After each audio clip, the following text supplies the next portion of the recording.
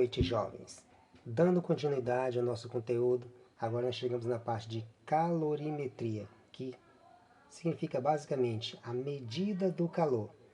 Poderíamos fazer uma revisão histórica, mas essa parte demoraria muito. Como aqui é um slide comentado breve, vamos direto ao ponto. Eu dividi esse conteúdo basicamente em 3 tópicos: equação fundamental da calorimetria, trocas de calor e mudança de fase, como vocês podem ver aqui no sumário do lado esquerdo. E intercalei exemplos em cada um desses tópicos. No primeiro tópico de equação fundamental da calorimetria, coloquei 6 exemplos. No segundo tópico de trocas de calor, mais 6 exemplos. E de mudança de fase, mais 5 exemplos. Mas que eu não vou resolver neste slide comentado aqui, revisando e explicando o conteúdo. Por quê? Porque o vídeo ficaria muito longo, cansativo, então vou explicar o conteúdo nesse vídeo e farei outros vídeos em separado e colocarei como material de apoio. Então vai ter um vídeo para o primeiro tópico, mais um vídeo para o segundo tópico e mais outro vídeo para o terceiro tópico, que vão estar lá no material de apoio. Então, fiz já a introdução do conteúdo. Prosseguindo. Lembre, calor é uma forma de energia em trânsito. Por que em trânsito? Não, lembre, calor não é, digamos, algo novo. É uma forma diferente de energia. Existem vários tipos de energia. O calor é uma delas. Por que energia em trânsito? Porque o calor não está em um corpo. Você não pode dizer que um corpo tem calor. Ele tem a capacidade de transferir ou de receber calor na interação com outros corpos ou não. Então depende dessa capacidade dele. Então, o calor e energia térmica em trânsito entre corpos a diferentes temperaturas, resumindo.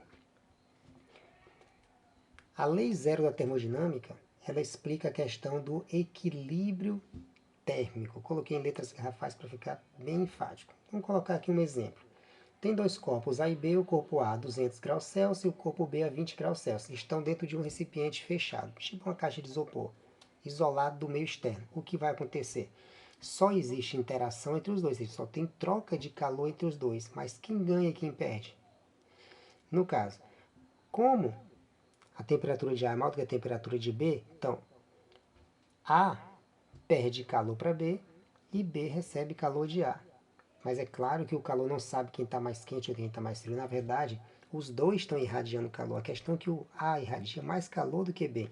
Então, nessa balança, nós podemos simplificar o raciocínio e dizer que o A está perdendo calor para B. Então, o A perde calor para B e o B está recebendo calor. Então, a temperatura de A tende a diminuir, a temperatura de B tende a aumentar, até que os dois corpos atinjam o equilíbrio térmico. Aí você pergunta, mas em que temperatura?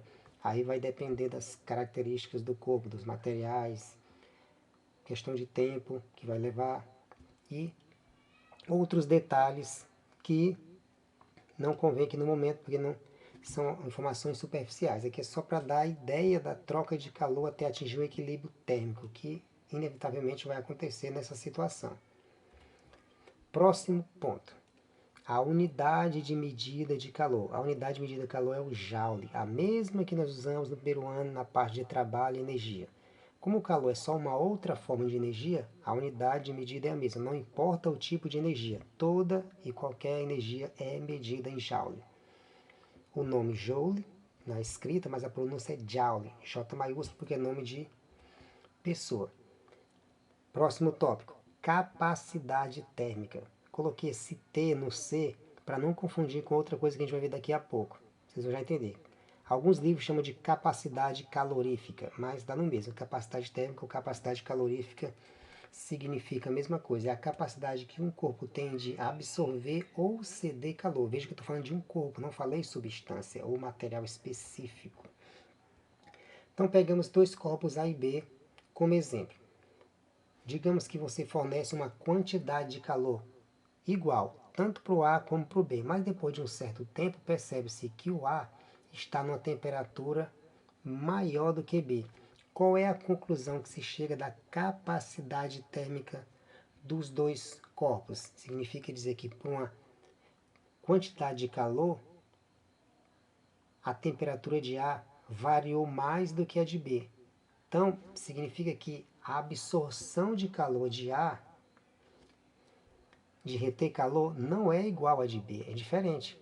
Eles não absorvem calor na mesma proporção. Então, a relação entre quantidade de calor e variação de temperatura para os dois corpos A e B é diferente.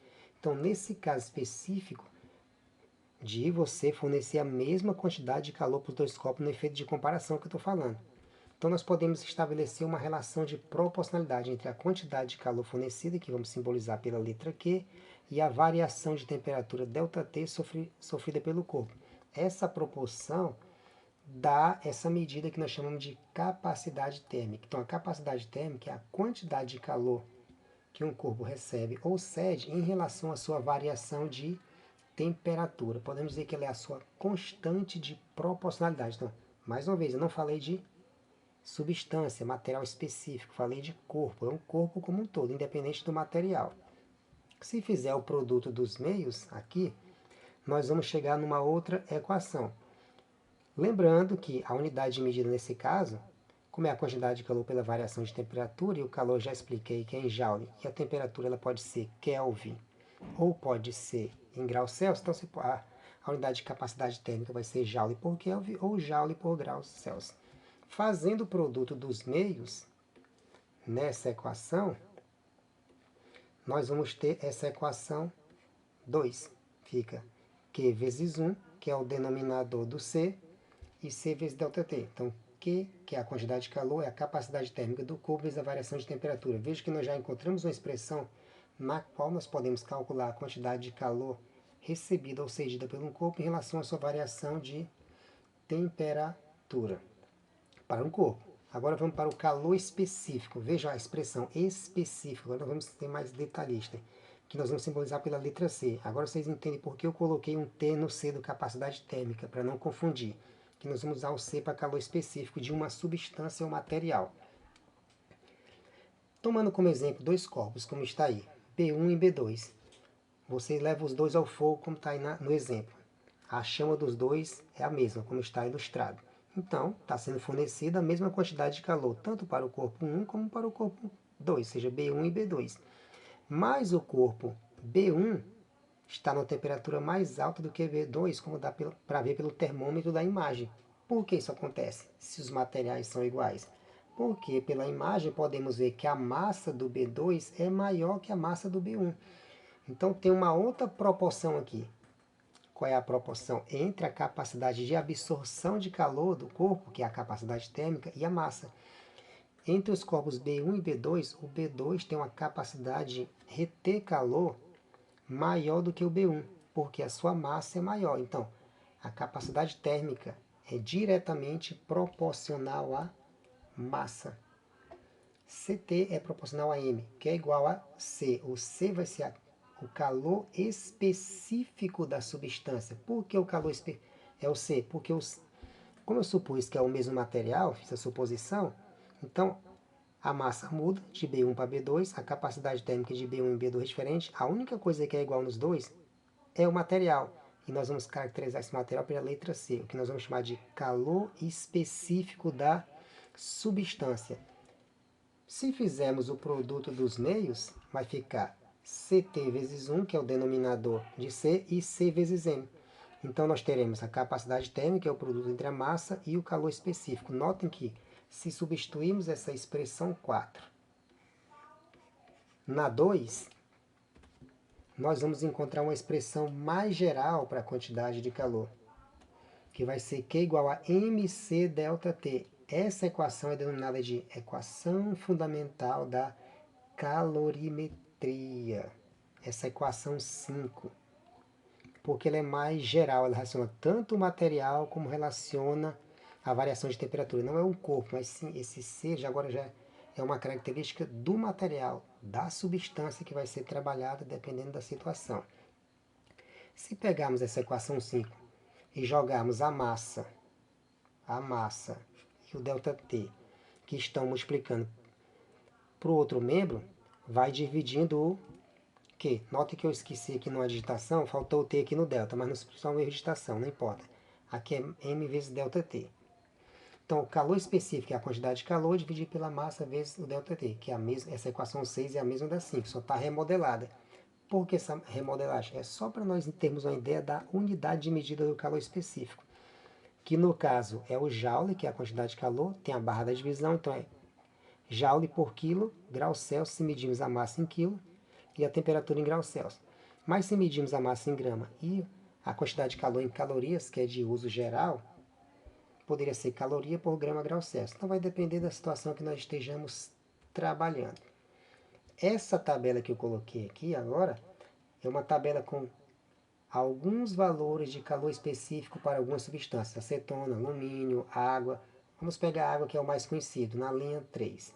O calor específico da água em joule por quilograma grau Celsius é de 4.200. Se tiver em caloria por grama grau Celsius, o valor é exatamente 1. Esse raciocínio vai para os outros materiais. Não precisa decorar aqui, nos problemas sempre vem esses valores. E a relação entre caloria e joule é essa aí. Uma caloria é aproximadamente 4,1868 joule. A gente vai arredondar algumas vezes para 4,2, já que o 18 é próximo de 20. Então, você pode dizer que uma caloria é aproximadamente 4,2 joules. Pronto. Finalizamos o primeiro tópico. Aí teremos o primeiro exemplo, o terceiro, o quarto, o quinto exemplo e o sexto exemplo para praticar este primeiro tópico do slide comentado, que vai estar num vídeo em separado. Próxima parte, trocas de calor. Trocas de calor, conservação da energia. Vocês já vê a relação entre as duas coisas. No sumário está marcado aí do lado esquerdo, troca de calor, e bem no alto o slide está destacando conservação da energia. Vou colocar aqui mais uma vez a imagem lá do início de uma maneira diferente. Equilíbrio térmico. Aí tem os corpos A e B. O corpo A está a 200 graus Celsius e o corpo B a 20 graus Celsius. O que vai acontecer com os dois? Mesmo raciocínio que eu falei antes, só que agora eu vou falar de uma maneira diferente, do ponto de vista mais quantitativo. O A perde calor para o B porque está na temperatura maior. Então, gravem isso. O calor ele vai do corpo mais quente para o mais frio, resumindo. Então, o A perde calor para B e o B ganha calor de A. Então, no caso, quem perde, se está perdendo, é negativo. E o B que está ganhando é positivo. Então, existe o calor perdido, existe o calor recebido, ou seja, o cedido e o recebido. Se nós equacionarmos essas coisas, notem que o calor que um corpo perde é exatamente o mesmo que o outro ganha. Ou seja, se o A perder 100 joules, fica menos 100 joules para ele. Se o B ganhar 100 joules, é mais 100 joules. Mas é a mesma coisa. Menos 100 mais 100, numericamente é o mesmo valor com sinais contrários. Se nós somarmos, vai dar quanto? Zero. E por que tem que dar zero? Porque é o princípio da conservação da energia. Não tinha como dar zero. Então, se nós equacionarmos isso, ó, símbolozinho do somatório, estou passando aqui o traço em cima para quem não sabe, o somatório da quantidade de calor cedido mais a quantidade de calor recebido é exatamente igual a zero. Não precisa decorar isso, não é uma fórmula, isso aqui é só uma representação do ponto de vista matemático do que nós raciocinamos. Então, não é decorar, é entender a coisa. E é só aplicar esse raciocínio em alguns exemplos em que dois corpos trocam calor entre si. E esta equação ela deriva exatamente como eu coloquei no alto do slide, do princípio da conservação da energia. Por isso que sempre vai dar zero. Pode aplicar sem medo. E mais uma vez vamos ter um exemplo desse tópico, um outro exemplo, um terceiro exemplo, um quarto exemplo, um quinto e um sexto exemplo para praticarmos. Vamos para o terceiro tópico agora de mudança de fase. Mudança de fase, calor latente, que nós vamos denominar pela letra L. Primeiro vamos fazer uma revisão aqui básica de todas as mudanças de fase, desde o estado sólido, líquido e gasoso, que são os estados de agregação mais simples que a gente conhece, né? Então, quando passa do estado sólido para o líquido, como está no diagrama, nós chamamos de fusão ou liquefação. Do estado líquido para o estado de vapor, nós chamamos de vaporização. O processo inverso de vapor para líquido, liquefação. de líquido para sólido chamamos de solidificação. A passagem direta do sólido para o vapor ou do vapor para o sólido nós chamamos de sublimação, ou seja, não passa pelo estado líquido. Agora tem um detalhe interessante. Qual é? Durante a mudança de fase, a substância permanece com temperatura constante. Então, aquela equação que vimos antes, que relaciona a quantidade de calor com a variação de temperatura, não dá para se aplicar aqui. Ela não se aplica aqui porque não daria para resolver o problema. Mas notem, se a temperatura é constante, quer dizer que toda a quantidade de calor fornecida é absorvida, que é absorvida pela massa do corpo, ela vai ser tanto maior quanto maior a massa do corpo. Resumindo, um exemplo simples. É mais fácil ferver 1 kg de água do que 2 kg de água. 2 kg de água vão precisar de mais calor do que 1 kg de água. Então, existe uma proporcionalidade entre os dois corpos. Ou seja, para fazer evaporar 1 kg de água, é mais fácil do que fazer evaporar 2 kg. Porque quanto mais massa de água, mais calor será necessário. Então, de posse desse raciocínio, nós podemos fazer uma outra relação de proporcionalidade entre a quantidade de calor Q e a massa M do corpo da substância. Então, Q é proporcional a M, que é igual a L. Quem é o L? O L é o calor latente, como eu já coloquei no aula, que é a constante de proporcionalidade nas mudanças de fase. Fazendo o produto dos meios, fica Q vezes 1, que é o termo que está abaixo do L, e M vezes L, teremos que a quantidade de calor numa mudança de fase é Q é igual a M vezes L, ou seja, a massa vezes o calor latente, sendo que o L depende da mudança de fase, não é o mesmo valor. Cada mudança de fase tem um L, ou seja, o calor latente diferente. Prosseguindo.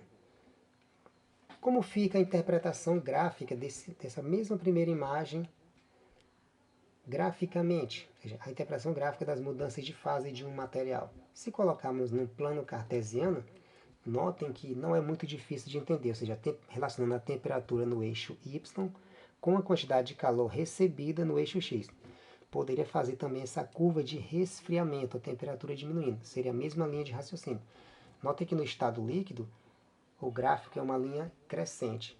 Já na mudança de fase, a mudança do estado sólido mais líquido, como está aí, porque a água, digamos, se o exemplo for a água, está derretendo, estado líquido, sólido para líquido, é uma linha horizontal. Por que a linha horizontal? Porque a temperatura não aumenta. Depois que toda a água derreter, que a temperatura voltar a aumentar, que é no estado líquido da água, o gráfico novamente é crescente. Quando chegar na temperatura de 100 graus Celsius, se for o nível do mar, teremos a mistura de líquido e vapor, porque vai acontecer a mudança de fase, novamente do estado líquido para o vapor d'água. E novamente é uma linha horizontal. Depois que todo esse líquido evaporar, teremos novamente uma linha descrevendo como uma função crescente. Então, basicamente é isso aí que nós temos para uma mudança de fase. Agora, vamos lá para mais um detalhe, uma tabela. Igual fizemos para o calor específico, e eu tinha citado agora há pouco. Aqui é uma tabela mostrando alguns valores de calor latente de alguns materiais a uma pressão atmosférica normal, digamos ao nível do mar. Pegando como exemplo mais uma vez a água, que é a substância mais simples, notem que o calor latente de fusão é igual a 80 se estiver medido em calorias por grama grau Celsius. Se estiver medido em joules por quilo, é 330. Já para a vaporização, é 540 se for em calorias por grama, e se for em joules por quilo, fica 2.300, 2.300 kJ por quilo. Ou seja, aqui é só para dar uma noção mais uma vez, não precisa decorar esses valores, só para entender que cada substância tem um calor latente diferente, do mesmo modo que tinha um calor específico diferente. E mais uma vez tem alguns exemplos para esse tópico. Primeiro exemplo, segundo exemplo, terceiro, quarto e quinto exemplo. Os livros que eu utilizei para preparar esse lado comentado foi o do Ramalho, volume 2, e do Gaspar, volume 2. E finalizamos.